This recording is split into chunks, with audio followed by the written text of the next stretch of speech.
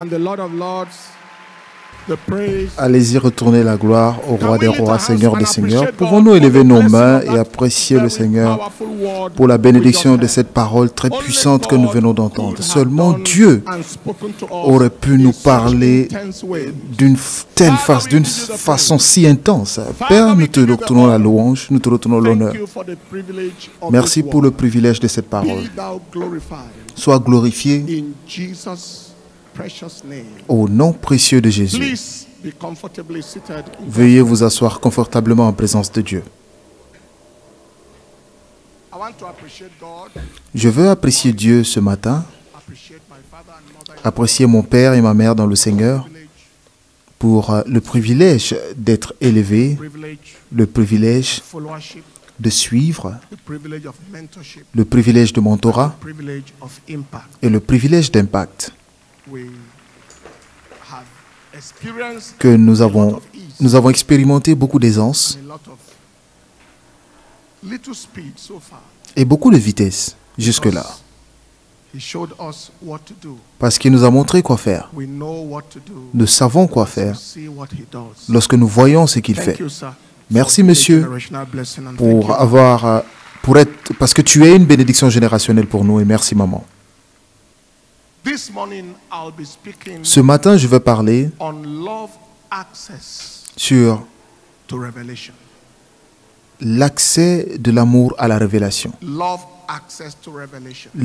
L'accès de l'amour à la révélation. Il y a quelques années, Dieu m'a donné un chant et dit que je veuille ce que tu veux. Oh mon Seigneur, mon cher Seigneur, que j'aime ce que tu aimes, oh cher Dieu. C'est ainsi que tu veux que la vie soit. Aide-moi à vivre comme je devrais vivre. Oh Seigneur, envoie-moi à l'endroit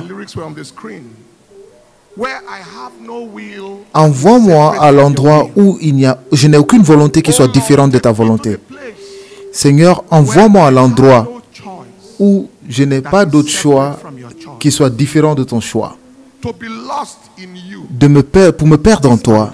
Me perdre en toi est mon désir.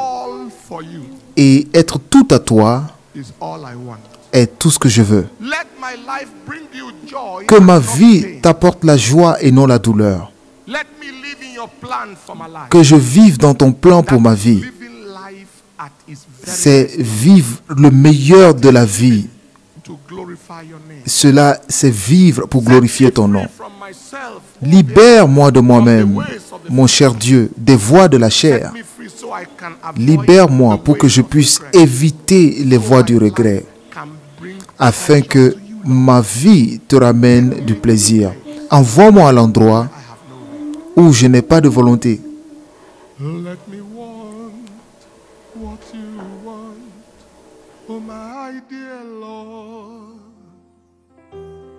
Let me love what you love, oh dear Lord. That is how you designed life to be, Lord. Help me, Lord, to live how I ought to live. Let me want what you want, oh my dear Lord. Let me love what you love, oh dear Lord. That is how you designed life to be, Lord. That is how to live how I ought to live. Oh Lord, take me to the place where I have no will that is separate from your will.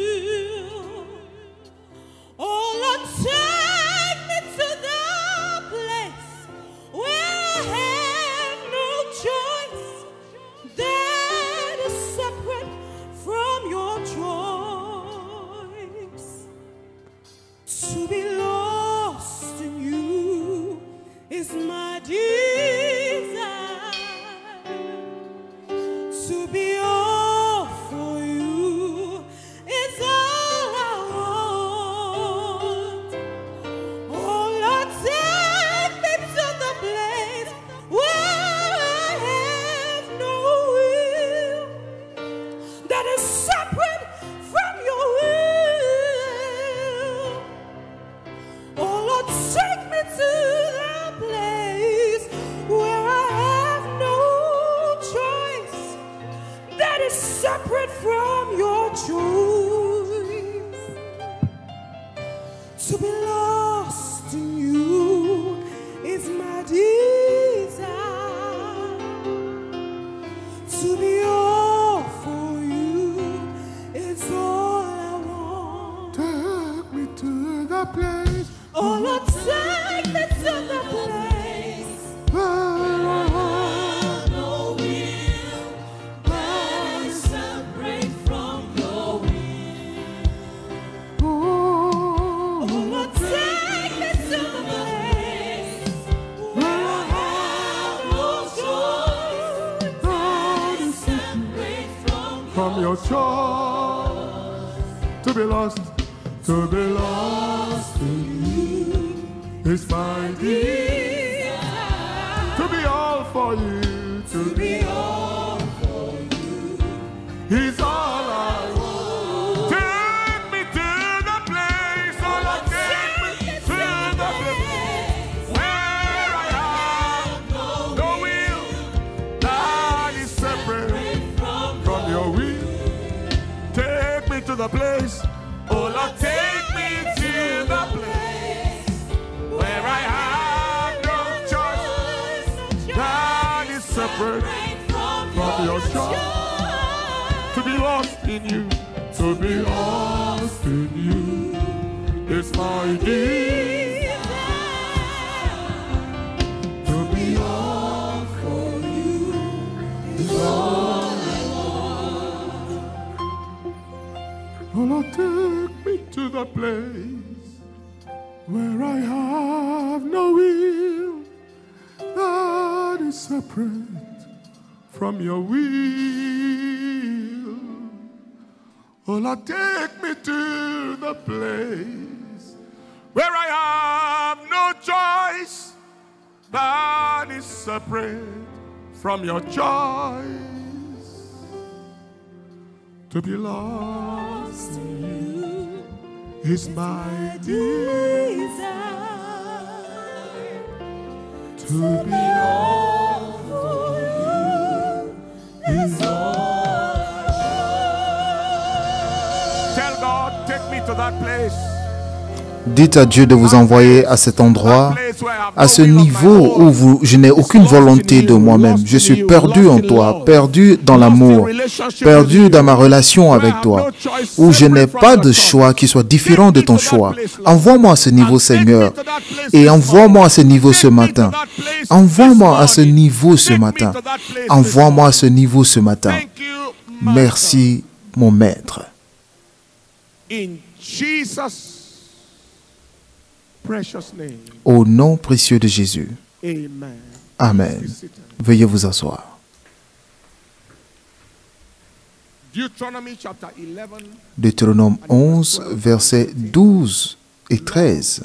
L'amour est notre accès à la révélation. Un pays, c'est un pays dont l'Éternel ton Dieu prend soin, sur lequel l'Éternel ton Dieu a continuellement les yeux du commencement à la fin de l'année. Et si vous obéissez à mes commandements que je vous prescris aujourd'hui, si vous aimez l'Éternel votre Dieu, et si vous le servez de tout votre cœur et de toute votre âme, alors je donnerai à votre pays la pluie en son temps. L'Éternel bénisse la lecture de sa parole au nom de Jésus. Nous venons d'entendre de la première parole qu'il y a des exigences pour demeurer dans le pays, la terre promise. Et l'une des exigences majeures est l'exigence du service et l'exigence de l'amour pour Dieu. L'amour pour Dieu est une exigence majeure parce que l'amour nous donne accès à la révélation. Dans 1 Corinthiens 2 et au verset 9 et 10, la Bible nous dit: et comme il est écrit, l'œil n'a point vu, l'oreille n'a point entendu, cela n'est point monté au cœur de l'homme, les choses que Dieu a préparées pour ceux qui l'aiment. Mais Dieu les a révélées, nous les a révélées par son esprit, car l'esprit sonde tout, même les profondeurs de Dieu. L'amour nous donne accès à la révélation et la révélation nous donne accès aux possessions. Dans Deutéronome 29, au verset 29, la Bible dit que les choses secrètes appartiennent à Dieu, mais les choses qui sont révélées nous appartiennent à nous. Donc, si ces choses nous sont révélées, alors cela peut nous appartenir. Si ces choses nous sont révélées, c'est que ça peut nous appartenir. Notre révélation détermine notre possession. Je parle par la prophétie à quelqu'un ce matin, au nom du Seigneur Jésus-Christ, par la pluie de révélation que vous recevez sur cette montagne, aucun démon ne pourra vous renier votre possession. Tout au long des Écritures, nous avons des exemples d'amoureux de Dieu qui sont entrés dans la révélation, qui leur a procuré de grandes possessions. Le premier exemple en est Abraham. Abraham, dans Genèse 12, versets 1 à 5, aimait Dieu au point où Abraham a abandonné sa famille, abandonné tout attachement à tout ce qui était mondain dans son amour pour Dieu, pour faire la volonté de Dieu, pour accomplir le plan et le désir de Dieu pour sa vie. Abraham a aimé Dieu au point où il était prêt à offrir son meilleur à Dieu parce que l'amour donne. Dans Genèse 22, au partir du verset 1, nous avons vu la tentation, la mise à l'épreuve d'Abraham. Lorsqu'il a donné le seul fils qu'il avait en sacrifice à Dieu. Abraham aima Dieu au point où, dans 2 Chroniques 20 au verset 7, Abraham, on parlait là d'Abraham comme étant l'ami de Dieu. Et Dieu qui a chassé les habitants du pays devant son peuple Israël et l'a donné aux descendants d'Abraham, son ami. Abraham a aimé Dieu. Dans Ésaïe 41, verset 8, on parle de lui là comme étant l'ami de Dieu. Mais toi, Israël, mon serviteur, Jacob que j'ai choisi, le descendant d'Abraham, mon ami. Et c'est ce que l'amour pour Dieu a fait d'Abraham. Donc Abraham est arrivé au point où Dieu ne pouvait rien faire sans le lui révéler. Dans Genèse 18, verset 17, Dieu parlait là et il a dit: puis-je faire quelque chose? Pourrais-je cacher quelque chose à Abraham? Je suis tellement intime avec lui qu'il est impossible pour moi de lui cacher quoi que ce soit. Abraham est venu au point dans sa vie où il a reçu la révélation de provisions surnaturelles, au point où il a commencé à séparer 10% de son revenu. Pourquoi je dis cela? Personne n'a enseigné la dîme à Abraham. Abraham ne l'a lu dans aucun livre. Abraham fut la première personne à payer sa dîme. La loi de la dîme a été donnée 430 ans après qu'Abraham soit déjà parti. Donc comment Abraham a-t-il su qu'il devait séparer la dîme de son revenu à Dieu? Il l'a su en raison de son intimité avec Dieu. Parce que l'intimité est la porte pour le secret. Les secrets appartiennent aux intimes. Il a su que si vous voulez si vous devez exploser dans la bénédiction et vous aimez tellement Dieu, il ne peut pas vous cacher ce secret. En le faisant, Abraham a explosé dans la richesse. Et je crois qu'il y a des gens qui sont assis ici ce matin. Dieu vous montrera ce qu'il n'a jamais montré dans votre génération. Et vous montrera ce qu'il n'a jamais montré à personne. Et cette chose vous conduira dans un niveau de résultat exceptionnel. Si vous y croyez, criez très fort Amen. C'est Abraham. Et je dis donc aux gens que la dîme n'est pas une question de la loi, c'est une question de marche dans l'alliance. C'est une question de relation. C'est une question d'intimité avec Dieu. Cela, c'était le cas d'Abraham. Deuxième exemple, c'est Moïse. Moïse est arrivé au point où, lorsqu'il a rencontré Dieu dans le désert, et Dieu l'a appelé, Moïse a pratiquement tourné dos à toutes les possessions terrestres. Il s'occupait des brebis dans le passé. Lorsque Dieu l'a appelé, il a tourné dos aux brebis. Et on n'a plus jamais parlé de ce troupeau. Et dans sa marche avec Dieu, il était prêt à s'envoler avec Dieu ou à couler avec Dieu. C'était le niveau de l'amour et de la passion de Moïse pour Dieu. Moïse est arrivé au point où il aimait Dieu et a aimé son peuple. Lorsque Moïse s'est souhaité lui-même la malédiction pour Israël. Il a dit un jour dans Exode 32, au verset 32, il a dit à Dieu, je veux que s'il te plaît, tu pardonnes à ce peuple. Tu m'as dit d'aller leur sortir du peuple. Je les ai sortis du peuple. Ils ont fait des erreurs. Mais si seulement tu ne veux pas leur pardonner, alors enlève mon nom du livre de vie. Enlève mon nom, envoie-moi en enfer. C'était sa passion pour le but que Dieu l'a assigné. Il avait une passion pour le peuple de Dieu. Et à la fin de son aventure, Dieu a donné à Moïse la révélation et la connaissance qu'aucun homme avant lui n'a eu. Moïse a écrit des choses qui se sont produites des milliers d'années avant sa naissance. Il a eu des détails sur l'Apocalypse, comment la terre fut créée, comment Enoch a vécu, comment il est parti, comment Abraham a vécu. Il a écrit Genèse, il a écrit Exode, il a écrit Lévitique, sans être là en personne. Dieu lui-même a enlevé les voiles de l'histoire. Et Moïse a envoyé Moïse dans un niveau où personne n'a été en raison de son intimité avec Dieu. Encore une fois, je prophétise pour quiconque est prêt à recevoir cela. Dans cette saison de festin prophétique, Dieu vous montrera des choses que personne n'a jamais vues auparavant. De cette écriture, vous allez recevoir la lumière et la révélation qui changera votre vie et changera votre histoire. Si vous y croyez, criez très fort Amen. L'amour vous donne accès à la révélation et la révélation vous donne accès à votre possession. Notre exemple, troisième exemple, est David. David était aimé, et c'était l'amour de Dieu, l'incarnation de l'amour de Dieu. Dans Psaume 22, versets 1 à 2, David a dit, comme une biche soupire près d'un courant d'eau, ainsi mon âme soupire après toi. Mon âme a soif de Dieu, et pour le Dieu vivant, d'où viendrai-je apparaître devant Dieu? Dans Psaume 63, versets 1 et 2, il a dit, l'Éternel mon Dieu, c'est un amoureux de Dieu qui parlait là. Mon âme te cherche, mon âme a soif de toi, et mon corps soupire après toi, dans une terre desséchée et aride, où il n'y a point d'eau, et tout ce que je veux, c'est de voir ta face, c'est de voir ta puissance, et de voir ta gloire, comme je l'ai vu dans le sanctuaire. Dans Psaume 132, verset 1 à 5, il exprime une folie que seulement un amoureux peut exprimer. Seigneur, souviens-toi de David et de toutes ses afflictions. Vous voyez comment il a juré, il a fait un vœu au Dieu tout-puissant de Jacob,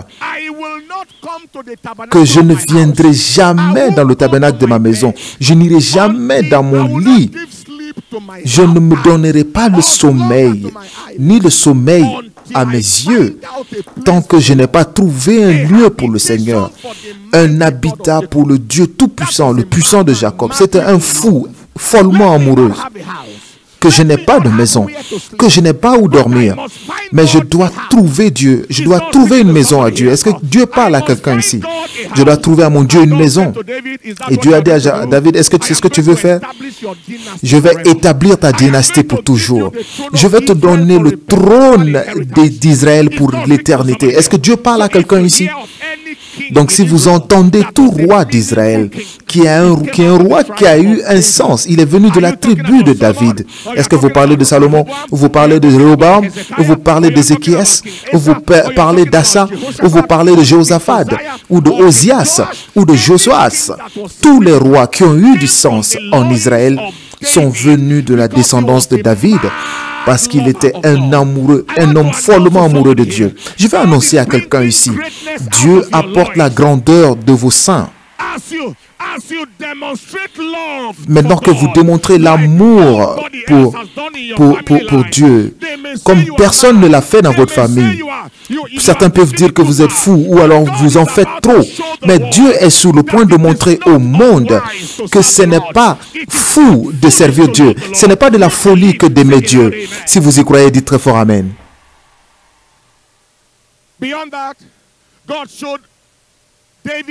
Et au-delà de cela, Dieu a donné à David un certain niveau de révélation. Il lui a donné tout le livre des psaumes, presque tout le livre des psaumes.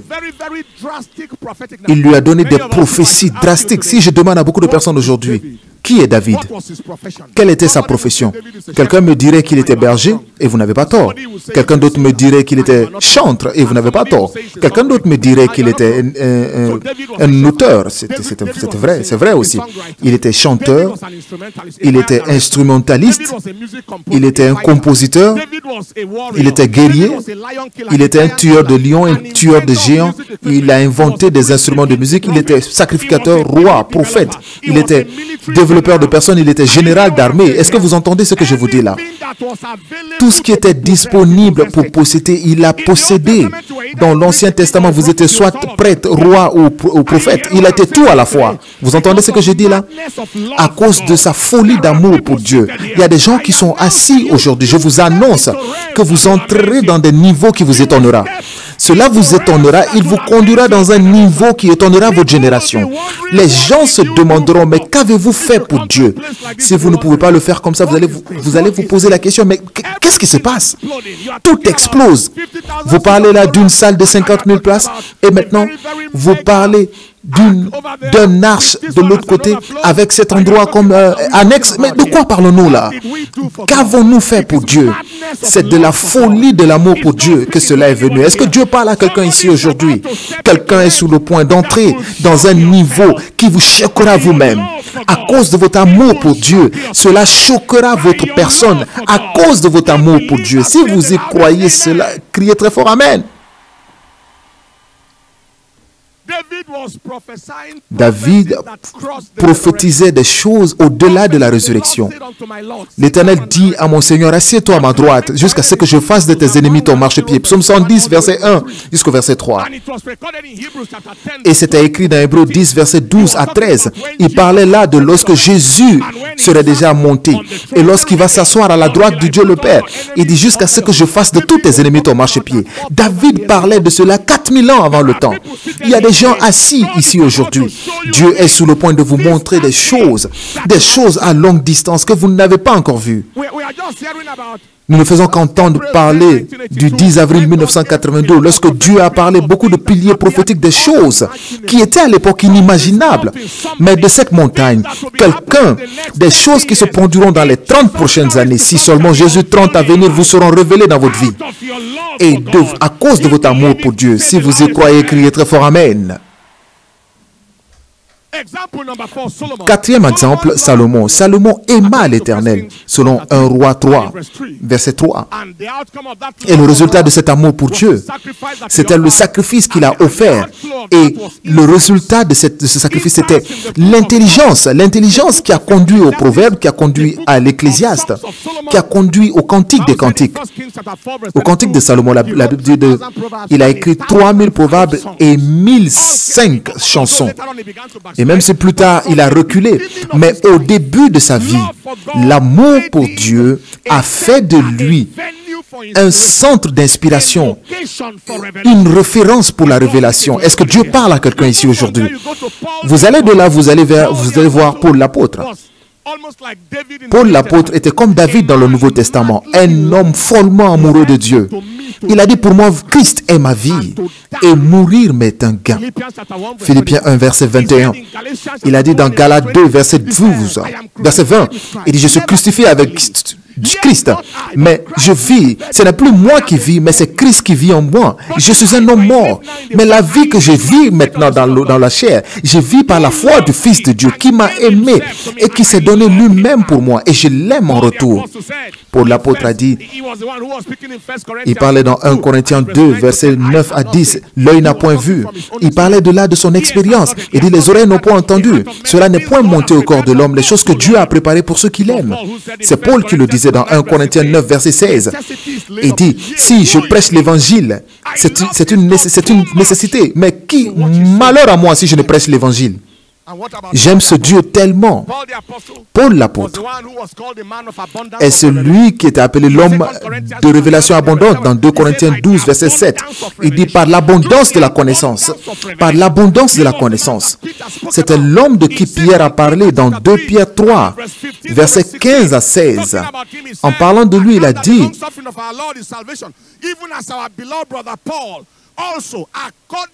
il dit, croyez que la patience de notre Seigneur est votre salut, comme notre bien-aimé frère Paul vous l'a aussi écrit selon la sagesse qui lui a été donnée. C'est ce qu'il fait dans toutes ses lettres où il parle de ces choses dans lesquelles il y a des points difficiles à comprendre. Cela veut dire que Pierre même ne comprenait pas Paul. Donc qui allait le comprendre? Il a dit aux Hébreux, il a dit, il y a des révélations que j'ai, mais je ne peux pas les partager maintenant parce que vous êtes trop dans la chair. C'est Paul. Cela veut dire que Paul connaissait des choses qu'il a ramenées avec lui. Il était à un niveau où les gens ne pouvaient plus comprendre ou étudier ce qu'il disait. Il était un phénomène à étudier. Est-ce que Dieu parle à quelqu'un ici aujourd'hui? Il y a des gens assis aujourd'hui. Dans un peu de temps, à cause de votre amour pour Dieu, vos descendants vous étudieront. Ils vous étudieront. Vous deviendrez un projet d'étude. Et si vous êtes un croyant, criez très fort Amen. Et le même Paul l'apôtre n'était pas là lorsque Jésus, il n'était pas parmi les apôtres en contact avec Jésus lorsqu'il était crucifié. Il était pécheur, il était tueur, il était assassin. Mais c'est lui qui expliquait la crucifixion à ceux qui étaient là. C'est lui qui expliquait ce qui s'est produit dans le tombeau. C'est lui qui expliquait lorsque Jésus est allé dans les profondeurs de la terre. C'est lui qui expliquait ce qui s'est passé pendant la résurrection. Il expliquait à ceux qui ont participé à l'événement. Parce qu'ils ne pouvaient pas comprendre. Paul l'apôtre est celui qui nous a donné la description de tous les dons de l'esprit. La parole de connaissance, la parole, le discernement des esprits, la parole de sagesse, l'interprétation des langues, le discernement des esprits, les apôtres, les prophètes, les évangélistes, les pasteurs, les enseignants. Il a touché tous les domaines. Parce que vous ne pouvez pas expliquer ce que vous n'avez pas expérimenté. Est-ce que Dieu parle à quelqu'un ici aujourd'hui? Et je prophétise à quelqu'un assis ici, en raison de la révélation, Dieu va vous envoyer à un niveau qui étonnera votre génération. Je dis, il vous conduira à un niveau qui étonnera votre génération. Tous ceux qui vous méprisent et qui vous disent que vous perdez votre temps à l'église, très bientôt, ils tiendront le pan de votre vêtement et courront derrière vous pour venir à l'église. Si vous y êtes, criez très fort Amen. Et très très rapidement, qu'est-ce que l'amour pour Dieu? Premièrement, c'est un cœur qui soupire après la personne et la présence de Dieu. L'amour pour Dieu veut dire avoir un cœur qui soupire après la présence et la personne de Dieu. Vous ne faites que soupirer après lui. Deuxièmement, c'est une vie qui est complètement dévouée et perdue en Dieu. Une vie dévouée et perdue en Dieu. Vous êtes complètement dévoué et perdu en Dieu. 3. C'est vouloir ce que Dieu veut, c'est aimer ce que Dieu aime. Lorsqu'un homme aime Dieu, vous voulez ce qu'il veut et vous aimez ce qu'il aime. Premièrement, j'ai dit que c'est un cœur qui soupire après Dieu, après la personne et la présence de Dieu. Deuxièmement, c'est une vie dévouée et perdue en Dieu. Troisièmement, c'est vouloir ce que Dieu veut et aimer ce que Dieu aime. 4. C'est courir à la vitesse de Dieu et défendre ses intérêts sur la terre. Lorsque vous aimez Dieu, Il y a 5 langages de l'amour dans le physique et l'un des langages, c'est le service. Vos enfants veulent faire des choses pour vous à cause de leur amour. Lorsque vous aimez Dieu, vous voulez aller en commission pour lui, vous voulez défendre ses intérêts sur la terre. Et cinquièmement, aimer Dieu, cela veut dire rendre votre vie agréable à lui et lui procurer la joie. Voici mon fils bien-aimé en qui je prends plaisir. Avec votre vie doit lui être agréable.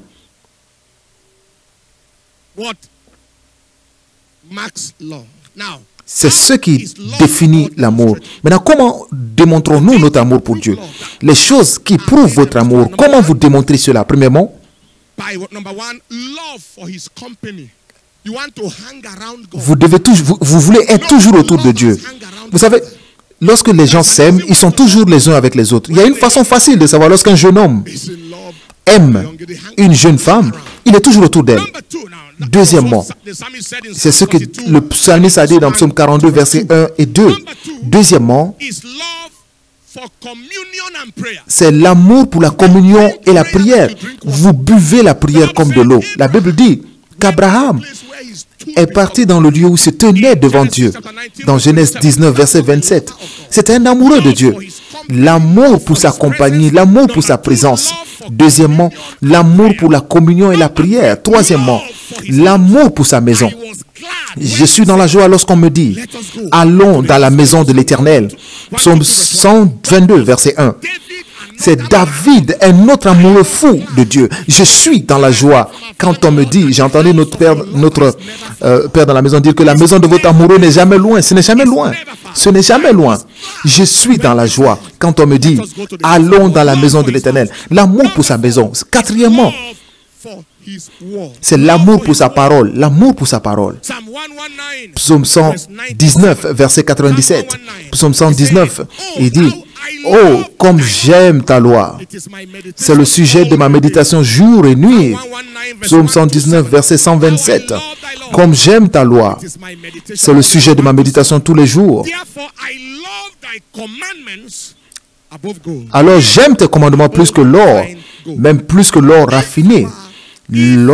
Si vous êtes confortable sans la Bible pendant des jours, alors votre amour pour Dieu est discutable. Si vous êtes confortable sans la parole pendant des jours, votre amour pour Dieu est discutable. Cinquièmement, comment démontrer notre amour? C'est aimer lui obéir. Vous aimerez lui obéir. C'est votre plaisir de lui obéir. Dans Deutéronome 11, verset 1. Deutéronome 11, verset 1. Il dit, alors tu aimeras l'Éternel ton Dieu et tu garderas ses préceptes et ses jugements et ses commandements. Toujours. Dans Jean 14, verset 21. Jean 14, verset 21. Celui qui a mes commandements et qui les garde, c'est lui qui m'aime. C'est lui qui m'aime. Et celui qui m'aime sera aussi aimé de mon Père. Et je l'aimerai et je me ferai connaître à lui. Vous aimez lui obéir. Vous ne voulez pas lui obéir et lui déplaire lorsque vous l'aimez. Sixièmement, c'est l'amour pour les âmes. L'amour pour les âmes. Lorsque vous aimez, comme nous l'avons entendu dans le dernier enseignement, lorsque vous aimez Dieu, vous aimez ce que Dieu aime. L'amour pour les âmes. Paul l'apôtre a dit, car c'est une obligation pour moi de le faire. Malheur à moi si je ne prêche l'évangile. L'amour pour les âmes. Septièmement, c'est l'amour pour les frères. Vous ne pouvez pas marcher dans l'amertume, la rancœur, si vous aimez vraiment Dieu. Dans 1 Jean 4, verset 20, 1 Jean 4, verset 20, 1 Jean, si un homme dit que j'aime Dieu et qu'il hait ses frères, il est un menteur. Car celui qui n'aime pas son frère, qu'il voit, comment peut-il aimer le Dieu qu'il n'a pas vu? Il n'est pas possible de prétendre aimer Dieu lorsque vous haïssez vos voisins les plus proches. Certains sont hypocrites à l'église. Ils ne font que prier, prier, prier, prier. On dit saluer 5 personnes. Dieu te bénisse, mon frère. Dieu te bénisse. Dieu te bénisse. Dieu. Cela veut dire qu'il y a des personnes qui ne doivent pas saluer. Quelle perte de temps. Quelle perte de vie. Il est impossible d'aimer le Dieu que vous ne voulez pas voir si vous êtes incapable d'aimer les hommes que vous voyez. Maintenant, je vous lance un défi. De là où vous me regardez, cette personne qui refuse de vous saluer, allez voir la personne directement. Serrez-lui la main. C'est le voisin qui le violent l'emporte par la force. Je suis venu te saluer de force. Je t'aime. Tu ne peux rien me faire contre cela. Tu ne peux rien faire contre cela. L'amour pour les frères. 1 Jean 3, verset 16. L'amour de Dieu, parce qu'il a donné sa vie pour nous. Et si nous aimons comme lui, alors nous devons aussi donner notre vie pour les frères. L'amour pour les frères. Huitièmement, c'est l'amour pour le service. Vous aimeriez servir et aller en commission pour lui. Dans Deutéronome 10, verset 12, nous venons de lire que l'exigence pour être dans le pays, c'est l'exigence de marcher dans ses voies, de le servir et de l'aimer. Lorsque vous servez, vous l'aimez. Dans Acte 9, verset 6, lorsque Paul l'apôtre a eu une rencontre avec son maître sur le chemin de Damas, la première question était: que dois-je faire? Que veux-tu que je fasse? Que veux-tu que je fasse? Vous ne pouvez pas prétendre aimer sans rien faire. L'amour, ce n'est pas simplement ce que vous ressentez. L'amour, c'est ce que vous faites. L'amour n'est pas un sentiment. L'amour n'est pas une émotion. L'amour est une action. C'est une action. Est-ce que je parle à quelqu'un aujourd'hui? C'est une action. Vous faites quelque chose. Et neuvièmement, c'est l'amour pour le donner. Vous donnez. Car Dieu a tant aimé le monde qu'il a donné. Il est impossible de prétendre aimer Dieu sans donner. Et si vous êtes une jeune femme, il y a un jeune homme qui vous perd votre temps. Il vous demande toujours de lui envoyer de la nourriture ou des cartes de recharge. Comme maman a dit l'autre jour, il y a le feu sur la montagne, courez, courez, courez.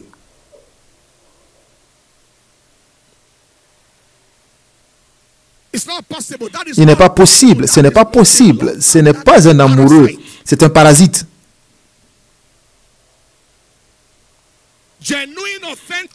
L'amour sincère donne. Ça ne m'étonne pas que le psalmiste ait dit dans Psaume 132, versets 1 à 5, « Je ne donnerai du sommeil à mes yeux tant que je n'ai pas bâti une maison pour mon amoureux. » Et finalement, c'est l'amour pour la justice. Vous ne pouvez pas l'aimer et lui faire du mal. Vous ne pouvez pas aimer vraiment Dieu et lui déplaire avec votre mode de vie. Psaume 45, verset 6 jusqu'au verset 7. Psaume 45. Ton trône est pour toujours, le sceptre de ton règne est un sceptre de justice. Tu aimes la justice et tu détestes l'iniquité. C'est pourquoi Dieu, notre Dieu, t'a oint avec l'huile de joie.